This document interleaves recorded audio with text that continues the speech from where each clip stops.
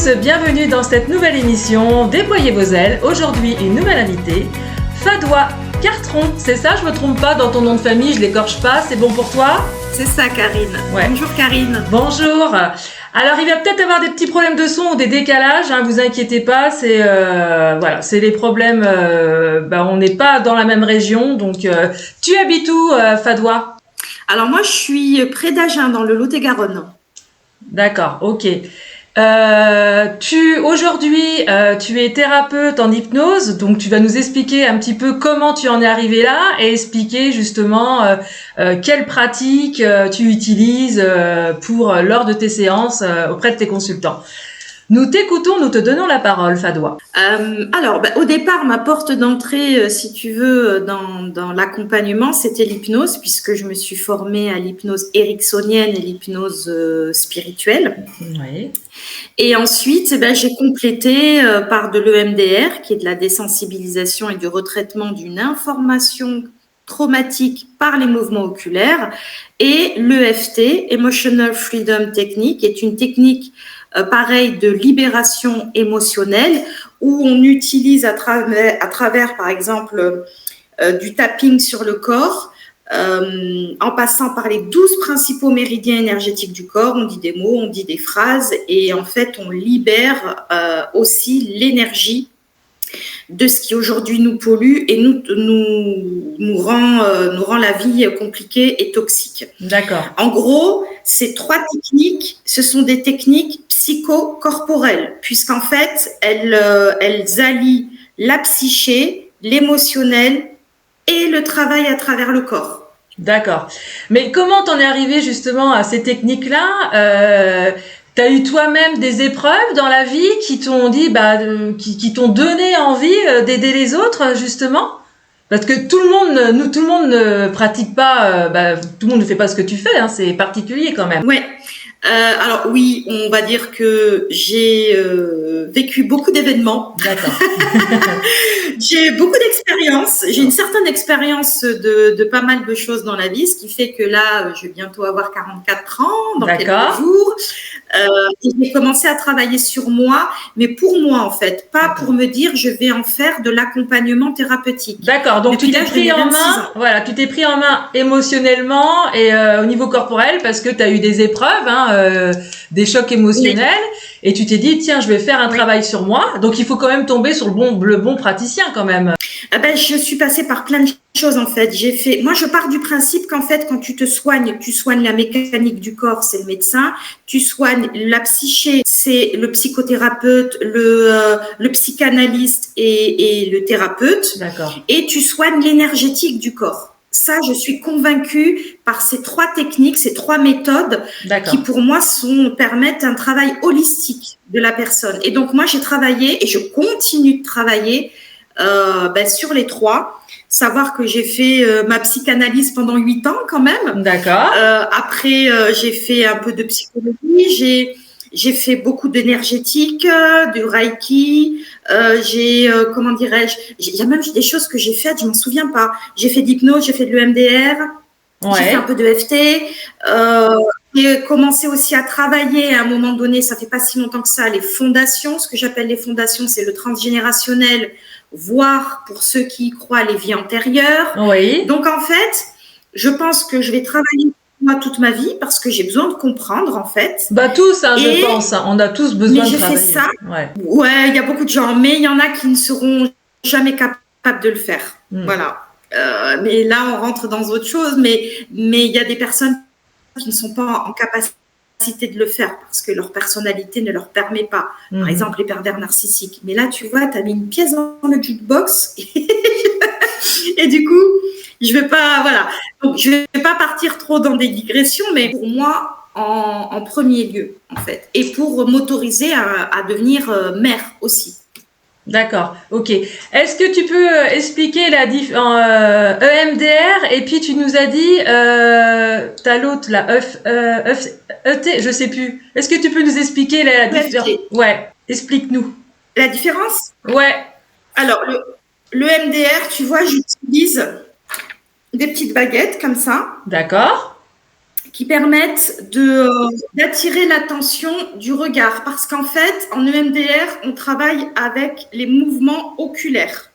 D'accord. Des mouvements oculaires alternés. Et en fait, le MDR permet de réactiver le traitement adaptatif de l'information. C'est-à-dire que tous les jours, notre cerveau traite jour et nuit nos émotions. D'accord. On est fait d'émotions. Et ce sont nos émotions qui peuvent, comment dirais-je, quand elles sont mal travaillées par le cerveau, pas bien traitées, qui font que derrière, on peut générer de l'anxiété, du stress, des burn-out, des maladies, de la dépression, etc. Voilà. Parce qu'en fait, le cerveau, à un moment donné, soit il a reçu une information trop violemment, d'accord, un accident, une agression, et ça, il n'a pas su la gérer. Pourquoi ? Parce qu'en fait, ça ne rentre, je schématise, attention, ni dans la case resto, ni dans la case travail, ni dans la case famille, ça ne rentre ni dans la case vacances. Il s'est dit, mais qu'est-ce que c'est que je viens de recevoir ? Donc, il y a un effet de sidération, dissociation en psychologie. Et ce qui fait qu'en fait, cette information reçue, elle reste comme une anomalie. D'accord. Dans le cerveau émotionnel. Okay. Elle n'est pas traitée par le cortex préfrontal, qui est le 3e étage, qui est le cerveau de la prise de recul. D'accord. Quand on dit, Karine, la nuit porte conseil, oui. Elle porte conseil, pourquoi ? Parce que toutes les nuits, notre cerveau, il fait un travail phénoménal. Il travaille quasiment plus le jour que la nuit. Il traite, il range, il nettoie, il stocke, il met en mémoire longue. Il fait un travail fou. Et l'adage dit, la nuit porte conseil, ce qui fait que tu te réveilles le matin, tu as l'impression d'avoir pris un peu plus de distance sur une problématique. Parfois, le cerveau n'a pas traité quelque chose que tu as reçu soit trop violemment, soit que tu as reçu dans ton enfance ou dans ton parcours de manière répétée, comme des personnes qui ont été battues, des personnes qui ont été maltraitées dans le temps, ce qu'on appelle des psychotraumas complexes, comme des personnes qui ont vécu sur un laps de temps plus long des traumas répétés. Et donc, tout ça, ça reste comme une anomalie. Et l'EMDR, on a découvert, pas moi, mais des personnes beaucoup plus éclairées que moi ont découvert aux États-Unis, entre autres, qu'en réactivant les yeux par des mouvements oculaires bialternés, il y en a qui font du tapping, moi je ne fais pas le tapping, et en fait, tu reconnectes 2 zones du cerveau entre elles qui ne se sont pas connectées comme il faut à un moment donné. Ce qui fait qu'en fait, quand tu te connectes à une image en EMDR, quand tu te connectes à une information ou à une émotion, plus on va désensibiliser par les mouvements oculaires et plus tu vas ressentir vraiment que l'image s'éloigne, se floute, et en fait, tu te sens de moins en moins concerné parce que tu as connecté. D'accord. Ce qui est intéressant aussi dans le MDR et dans toutes ces thérapies psychocorporelles, c'est que on réactive aussi l'émotion du corps. Il faut savoir une chose, Karine. Le corps connecte une information avant même qu'elle arrive au cerveau, à la psyché. D'accord. Tout passe par le corps avant que ça monte au cerveau. Alors, c'est à des vitesses folles, on est à la vitesse de quasiment instantanéité, mais le corps connecte, le cerveau après réagit avec un temps de latence. C'est pour ça qu'en séance, plus le corps va réagir, tu vois, ça va se serrer là. Ouais. Ça va te prendre le ventre, les épaules, tu vois, et mieux c'est. Parce que au fur et à mesure on désensibilise, on va redescendre l'échelle de l'intensité émotionnelle jusqu'à arriver à la neutralité. Donc les petits problèmes de santé qu'on se déclenche, comme des fois les douleurs articulaires, les migraines, les mal de dos, tout ça, c'est une accumulation d'angoisse, de choc émotionnel peut-être, que du coup on envoie cette information là et on se crée des soucis de santé. Donc toi, je pense que tu peux nous débloquer par rapport à tout ça. Alors, moi là, je suis très pragmatique là-dessus. La première chose qu'on doit faire, et c'est mon rôle vraiment de le dire, c'est d'aller voir son médecin. Ouais, d'accord. On va voir son médecin parce qu'il peut déjà définir l'état émotionnel dans lequel on est, faire un bilan sanguin, s'il n'y a pas des carences, des analyses, etc., etc. La mécanique du corps. Mais Mais ça ne suffit pas forcément, Ouais. puisque nous sommes émotions 24 heures sur 24. D'accord. 24 heures sur 24. Notre corps enregistre de l'information. Donc, ça veut dire qu'en fait, ce que tu emmagasines en peur, ce que tu emmagasines en tristesse, ce que tu emmagasines en colère, Ouais. vient ensuite comme je trouve pas le mot, tu vois, mais en gros, c'est comme si, de toute façon, un stress ou une angoisse, c'est une peur qui s'est installée dans le temps. Bien sûr. Une mélancolie, c'est une tristesse qui s'est installée dans le temps. Donc, en fait, il faut absolument aller regarder ce qu'on a vécu dans notre parcours, ce qui nous a peut-être, et qu'on a mis sous le tapis, en fait. Moi, très souvent, je reçois des personnes qui se disent résilientes. Ouais. Elles ne sont pas dans la résilience. Elles sont juste mis la poussière sous le tapis. D'accord. Ok. Et donc, au bout d'un moment, la psychologie le dit, ce que tu ne gères pas à un moment donné, ça te revient comme un boomerang. Si, par exemple, tu es confronté à une maladie parce que ton corps, à un moment donné, il a besoin d'exprimer. Tout ce qui ne s'exprime pas par des mots M-O-T-S s'exprime par des mots M-A-U-X. D'accord. Et donc, en fait, voilà. Et donc, en fait, oui, la mécanique du corps, c'est une chose, mais ça ne suffit pas à libérer. Ouais. Et tu préconises combien de séances comment tu fonctionnes justement chaque cas est différent, tu vas me dire. Oui. Et donc, je ne préconise pas de nombre de séances. Je sais qu'il y a certains praticiens qui te donnent, alors moi je comprends pas, pardon, qui te donnent un forfait. Allez, forfait de 5 séances, ça coûte tant. Moi, pas du tout. D'accord. C'est-à-dire que déjà, il faut que tu aies envie d'utiliser l'outil que je suis. Je me qualifie comme un outil. Donc, ça veut dire qu'en gros, à chaque fin de séance, c'est la personne qui décide si elle veut continuer ou pas en fonction de ce qui a été travaillé, de ce qui a été décelé, de ce qui a été compris en séance. Moi, j'aime bien, dans le travail conversationnel aussi, donner du sens à ce qui paraît ne pas en avoir dans ce qu'on a traversé. Très souvent, des gens viennent me voir et me disent « je suis anxieuse ». Ouais. Depuis des années, je ne sais pas pourquoi. Moi, mon rôle en tant que détective, c'est de trouver de dérouler le fil d'Ariane pour aller chercher tout ce qui vient alimenter cette anxiété pour la libérer avec des techniques comme l'hypnose, le MDR, le FT. Parce que pour le moment, c'est des techniques que j'utilise en plus du développement personnel. Alors, est-ce que tu peux nous expliquer ta technique de FT? Alors, le FT, Emotional Freedom Technique. Donc, c'est une technique qui est née dans les années 90. Et donc, en fait, toujours aux États-Unis, beaucoup de choses viennent de outre-Atlantique. On n'a pas beaucoup inventé de trucs chez nous. Si, des antidépresseurs et des anxiolytiques. On est très, très fort pour ça. Entre autres. Voilà, c'était la petite parenthèse coup de gueule. En fait, le FT, c'est tu ouvres les bras à ce qui te fait peur, à ce dans quoi tu t'es emprisonné, à ta prison mentale, en fait. Et en faisant du tapping sur différentes zones du corps, en fait, tu vas libérer une information qui s'est cristallisée aussi dans ton corps. D'accord. Tu sais, là, on utilise les 12 principaux méridiens énergétiques du corps. C'est comme si c'était des méridiens qui s'étaient bouchés à un moment de ton parcours. Alors, il y a d'autres. Il y a d'autres. Je ne vais pas tous les faire, mais il y a les doigts aussi. Moi, j'aime bien faire les rondes complètes. Après, tu fais faire aussi des mouvements. Enfin, voilà. Et en fait, tu fais travailler le cerveau et tu fais travailler le corps en allant tapoter dessus par des mouvements alternant, un peu comme le MDR, le tapping EMDR aussi, pour ceux qui le font. D'accord. Et ce qui fait que c'est comme si tu libérais, tu vois, ton tuyau énergétique qui s'est obstrué face à un événement. D'accord, ok. Et ça, je l'utilise beaucoup sur les enfants, par exemple.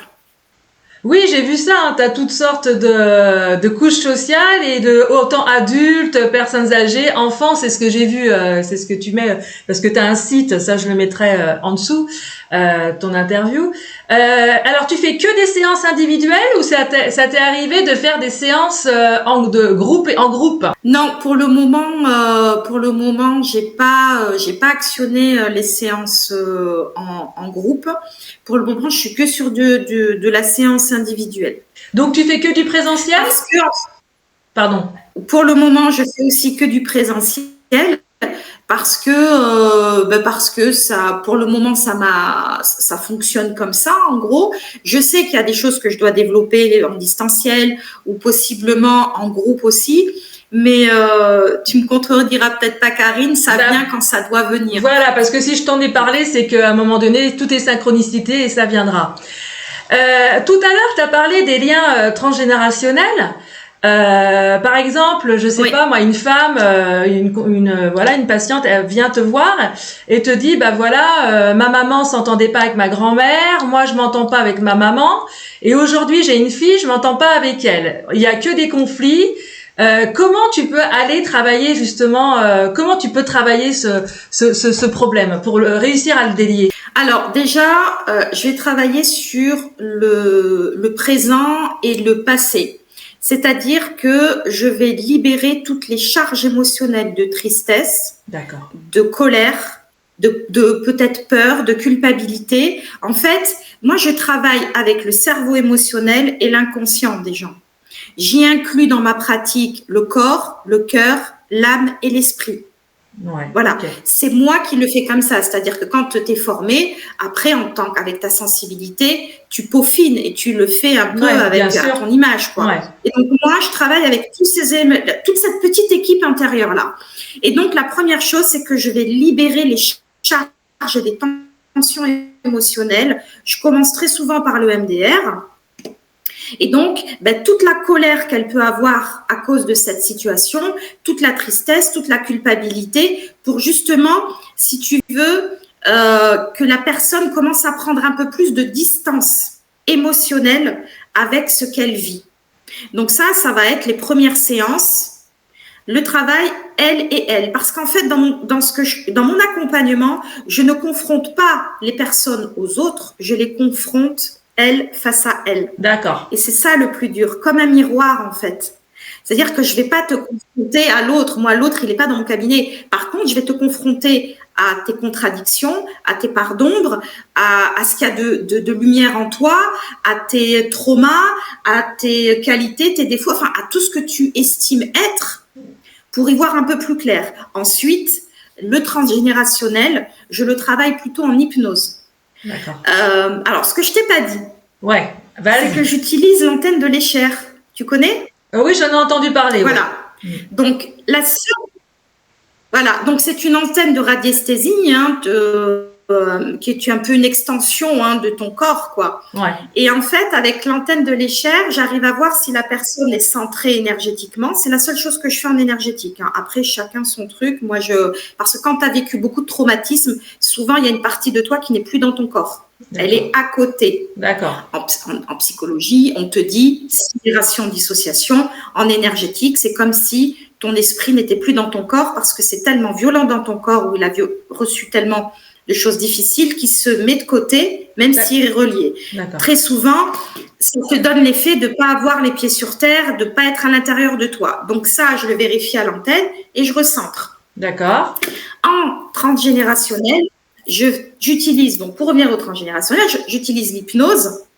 Et donc, je vais connecter le corps, cœur, âme, esprit, inconscient, toute la petite équipe, à aller comme si elle remontait les couloirs du temps, chercher la porte qui relie la personne à l'aspect, au nœud qu'elle vit aujourd'hui.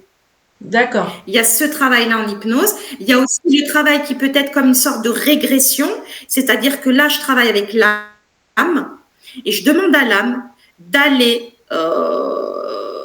envoyer la conscience dans l'endroit là où en fait le nœud s'est cristallisé. Et donc en fait là je fais un travail avec les ancêtres et je demande aux ancêtres, donc soit on rend ce qui ne nous appartient pas avec le plus grand des respects aux ancêtres symboliquement, soit je demande l'aide des ancêtres de cette personne pour qu'ils dénouent en fait le nœud qui s'est peut-être constitué dans la lignée. D'accord. Et très souvent, Karine, une fois qu'on a fini soin, la séance, je scanne un petit peu la pièce comme ça, et là, c'est rempli d'énergie des ancêtres. Ils sont tous là, autour.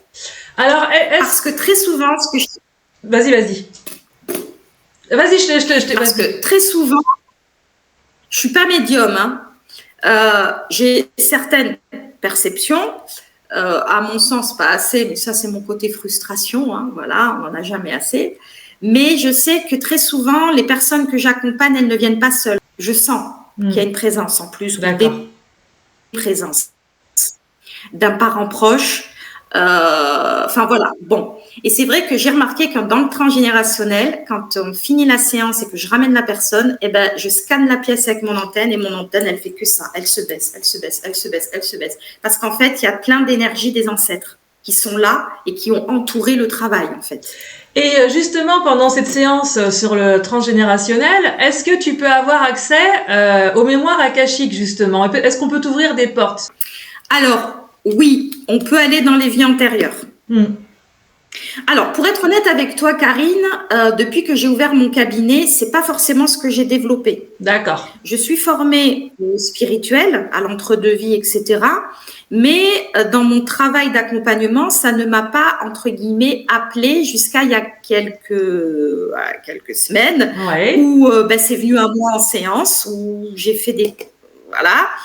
Et du coup, là, je sens que je suis prête à aller encore plus loin dans le travail. Et par exemple, j'ai accompagné il y a quelques jours, semaines, une personne, je dirais pas si c'est homme ou femme, peu importe. D'accord. Il n'a pas pu avoir quelque chose dans sa vie. Et en fait, et je suis partie un peu à l'aveugle, en fait. J'ai dit, je mets cette personne sous hypnose et je pars à l'aveugle. Et en fait, petit à petit, je ne sais pas, j'ai connecté ou pas, voilà. J'ai travaillé avec son âme plutôt qu'avec son inconscient. Et son âme, elle l'a amené au Moyen-Âge, là où c'est noué. Alors, du coup, il y avait une régression dans le temps liée au transgénérationnel. On a fait les deux. D'accord.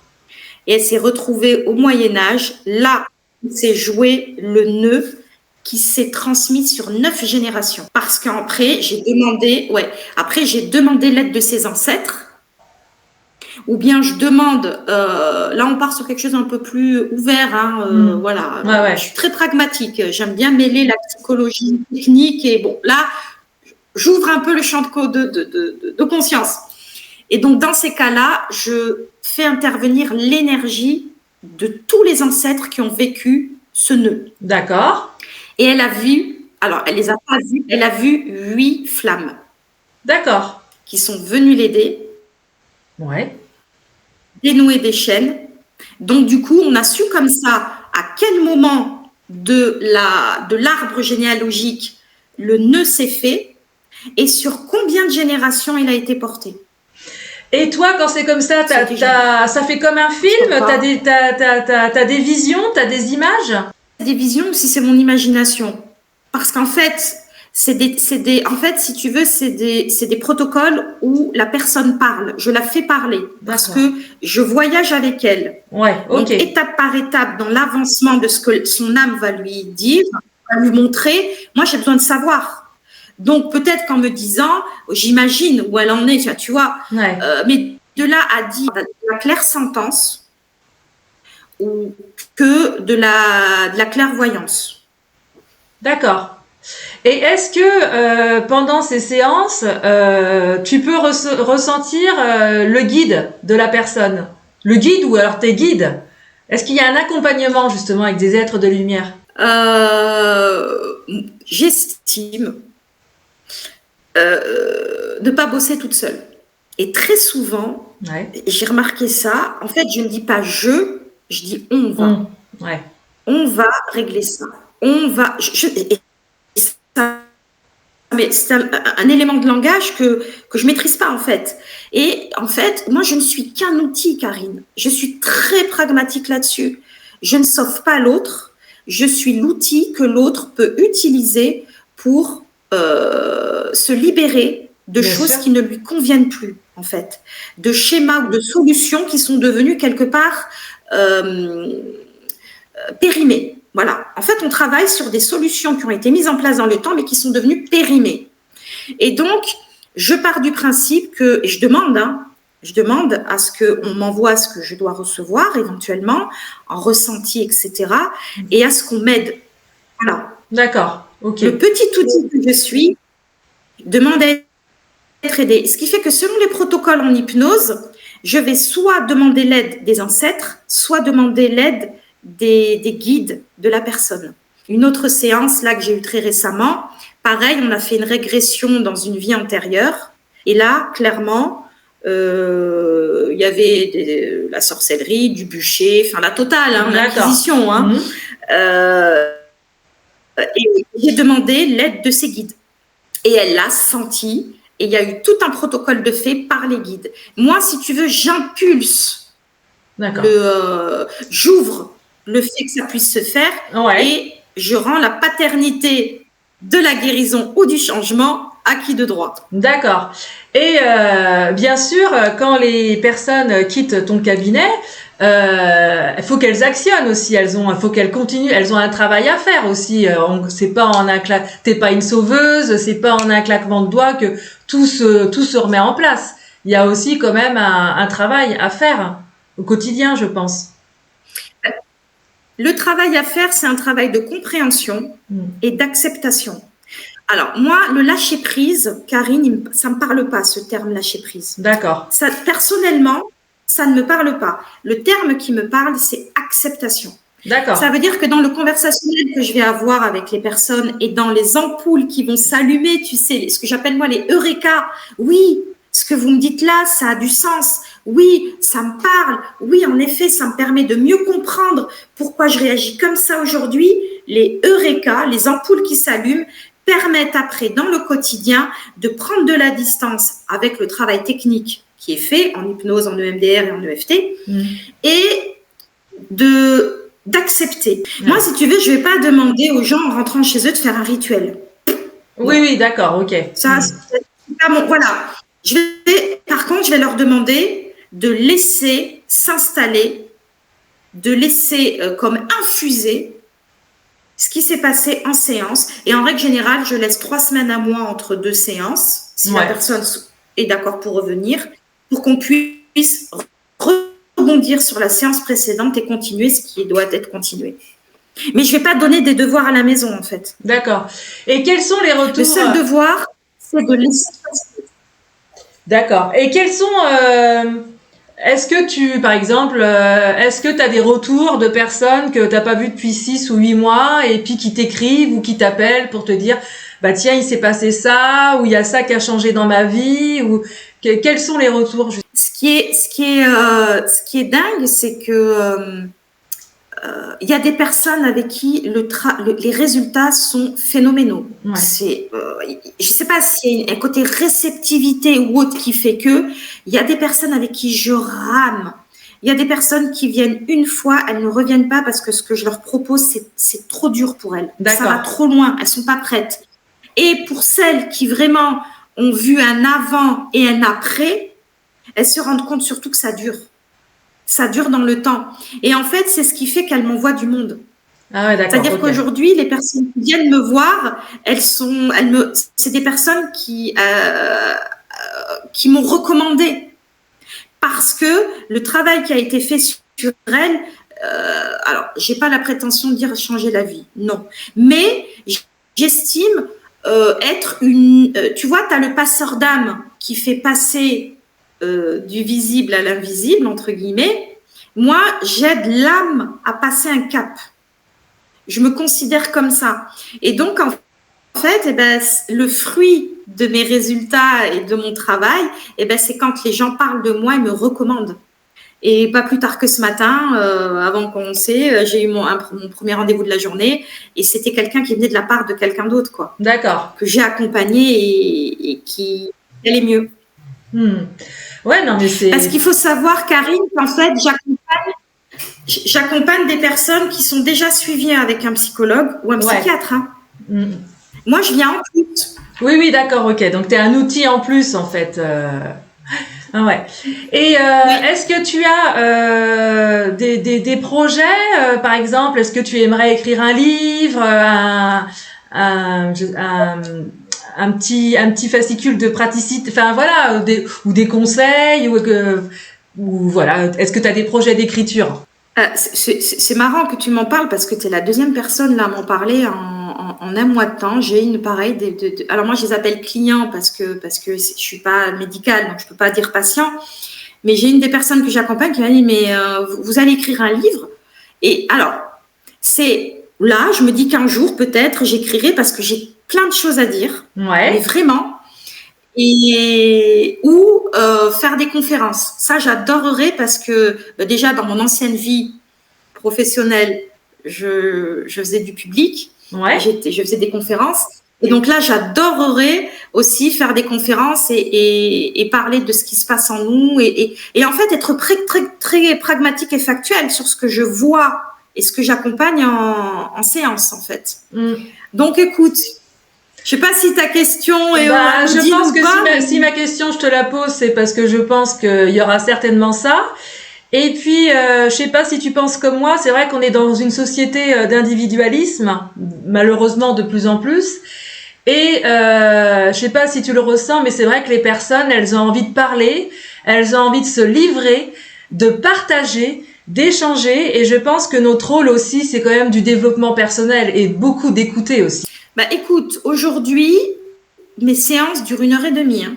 Ouais. Je peux te dire que les gens ne voient pas passer le temps. Et parfois, ça déborde et c'est trop. Parce que même après, pour moi, c'est... Enfin voilà. Oui, ouais. Mais les gens se livrent. J'ai des personnes qui me disent, vous êtes la première à qui je dis ça. Ouais. Ça veut dire que déjà, je dois leur inspirer confiance. Oui, et tu mets à l'aise. Oui, tout à fait. Déjà, ils se disent, je peux lui dire, elle va pas me juger, elle va pas me critiquer, elle est là, elle est dans sa posture d'accompagnante en fait. D'accord. Et les gens ont besoin de parler. En effet, mais ça ne suffit pas à libérer. Parce qu'aujourd'hui, on sait que le cerveau, et là je parle techniquement, les neurosciences l'ont montré, la thérapie essentiellement conversationnelle ne suffit pas à libérer d'un traumatisme.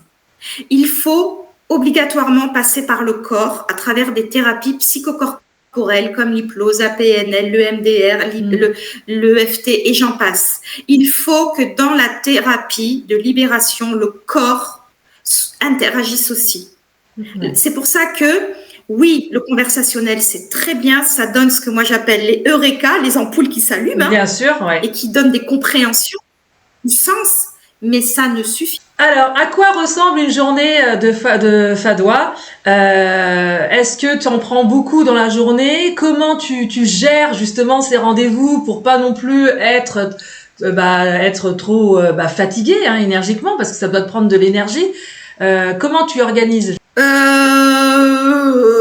Si je veux être honnête avec moi, parfois pas trop bien, c'est-à-dire que alors, la problématique en fait, c'est que c'est pas une problématique d'ailleurs, mais les rendez-vous durent 1h30.